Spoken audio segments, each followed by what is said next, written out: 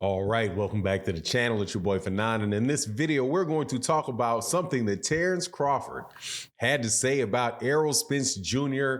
and where he rests among the best fighters in the world and in the history of boxing. And let me tell you, man, it was not kind. Let's talk about that in this video.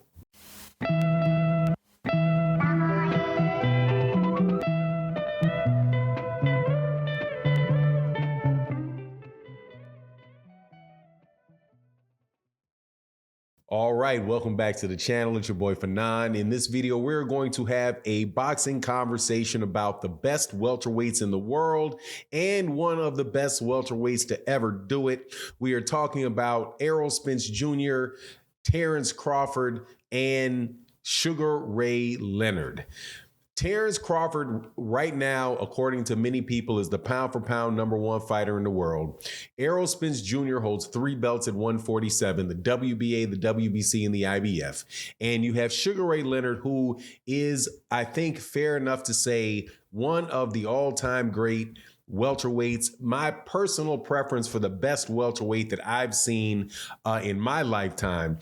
Now, Terence Crawford had some interesting words to say about Errol Spence Jr. when he was asked about Sugar Ray Leonard and how current day welterweights would compete against some of the older 1980 welterweights, and how can I say it, man? It's a little disrespectful, man. It was just a little, like, I could feel where he's coming from, but at the same time, I think it was a little much. Now, before I get into that, though, let me welcome you back to the channel. If you are new to the channel, please accept my invitation to hit that subscribe button, hit that bell icon so you can be notified of when we release more videos.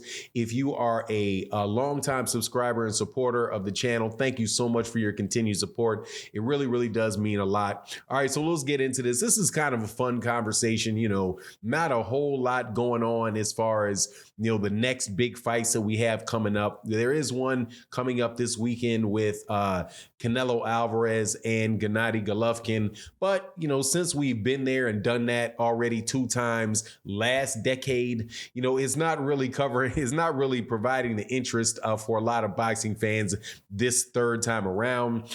So one of the most, biggest issues in boxing, or top topics in discussion, is what's going on in the welterweight division. Don't have to beat that dead horse too much. However, in a recent interview, Terence Crawford with DAZN, and honestly, man, I'm pretty impressed with Terence Crawford. He's doing a lot of self-promotion right about now, being on the, giving interviews to a bunch of different platforms, getting involved with tussles with singers, Trey Songz, right? Just doing a whole lot, meeting with Jay-Z, just out there, I guess, figuring out how he can get himself to be a bigger profile fighter so he can get the money that he wants in a fight. But in one of these interviews, he was asked about, comparing all of the, many of the welterweights that we have today with the welterweights of the 1980s. Specifically was asked about, Errol Spence Jr., Sean Porter, and I can't remember who else it was, but comparing them to Sugar Ray Leonard, Thomas the Hitman Hearns, and Roberto Duran, right? Now, he wasn't asked about himself, which I thought would have been a pretty interesting thing, but he talked about Errol Spence Jr. versus Sugar Ray Leonard. And his answer was, man, Sugar Ray Leonard will box circles around, Sugar Ray Leonard will box circles around Errol Spence Jr., right? And I thought to myself, man, I don't believe that. Firstly, I don't believe that because of the way that Sugar Ray Leonard is a fighter. Now, I'm not going to say that I don't believe that Sugar Ray Leonard would be able to beat Errol Spence Jr. I would probably favor Sugar Ray Leonard over Errol Spence Jr. But, I'm not one of these guys that think, looks back, where, everything in the past was golden and guys right now can't compete with older fighters, older school fighters. And I'm definitely not one of these guys that think just because it's new, that means it's better than what was old. But specifically looking at Errol Spence and Sugar Ray Leonard, I think that it would be a very, very good fight. And the reason that I say that is, and I maintain this across different eras, that if you're the best in your particular era, more than likely you're going to be able to compete with guys that are the best in their era. Now, as far as Errol Spence and Errol Spence and Sugar Ray Leonard goes, Sugar Ray Leonard had a lot of weapons, and a lot more weapons than I think anybody really has in the welterweight division. Like, he is, first of all, he's a big welterweight. He didn't start at 135 and move up to 140. 140 to 147. He started at that weight class. I do believe he's around 5'9", around the same side as Errol Spence, but he has tremendous foot speed. He has tremendous hand speed.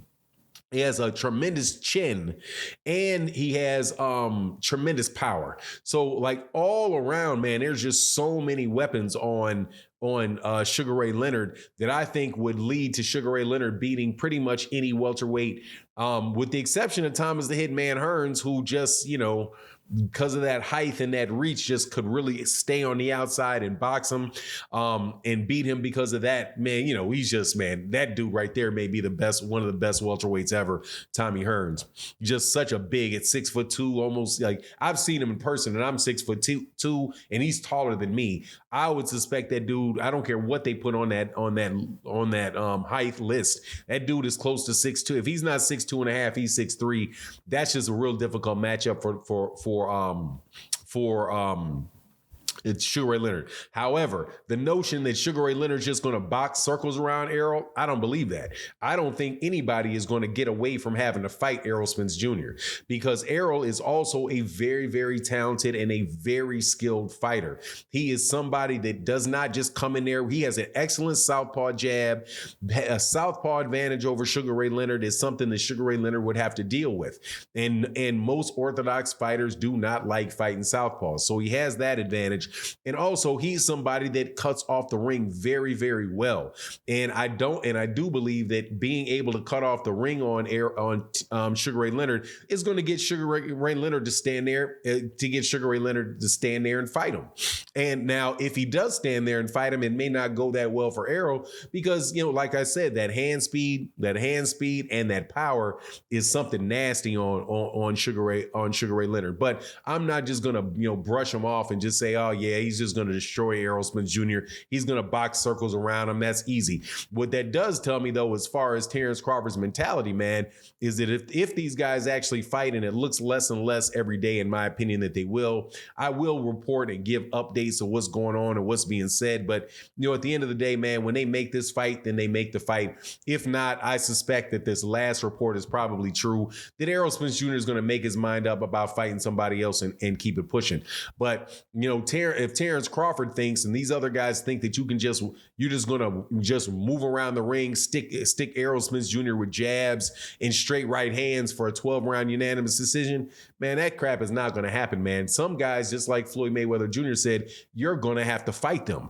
They're going to put themselves in a situation of pressing that fight. And when you get in that situation, you're going to have to fight them. Not everybody is just so easy to just take that, that jab right hand move approach to. And I don't think Errol Spence Jr. is one of them. However, love the fantasy conversation. I just thought that was a little bit over the top with Terence and Errol. But can't disagree necessarily with what he said about the outcome of the fight. Incidentally, though, I also believe the same thing will happen with Sugar Ray Leonard and Terence Crawford. That, I just don't think any of these guys really want Tommy Hearns or Thomas Hitman Hearns or Sugar Ray Leonard. As far as Roberto Duran, I think, some of these guys could probably give Roberto Duran a good fight, but wouldn't be surprised if Roberto Duran won. Anyway, that's my take on the matter. You let me know what you think in the comment section. And with that, I'm out. Peace.